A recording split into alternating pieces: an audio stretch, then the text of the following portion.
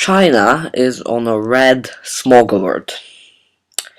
That means that schools and hospitals and nurseries are mostly shut down, and most people are advised to stay at home. Those who go outside wear face masks. Now, well, actually, I should be specific. This is not China. This is Beijing in particular.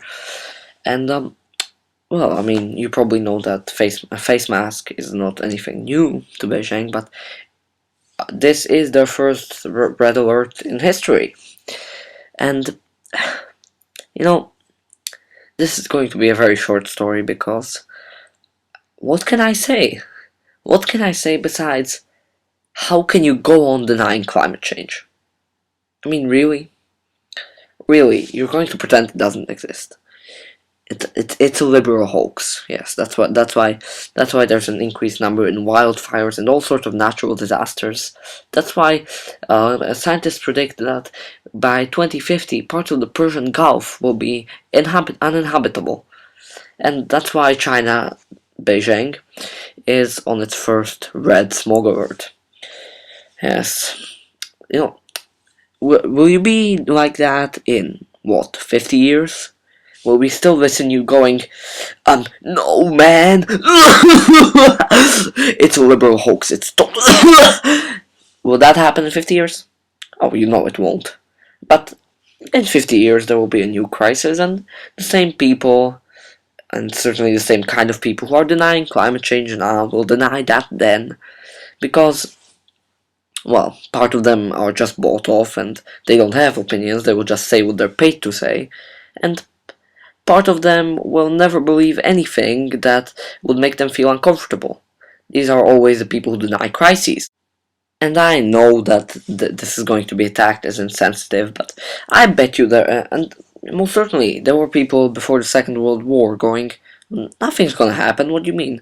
And look, I'm not lumping them in the same category as people who deny climate change, even though things like this happen, but look, the sad fact of the matter is that people don't want to hear what would make them feel uncomfortable and what disagrees with them. And this isn't just about people who have already decided that climate change doesn't exist.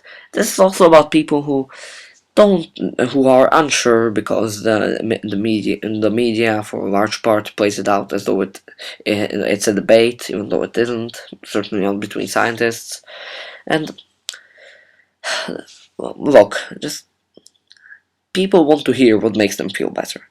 That is why that's why people oppose things like believing in climate change. That's why people don't, for example, in the US, don't want to believe that having a lot of automatic weapons does not lead to increased gun violence.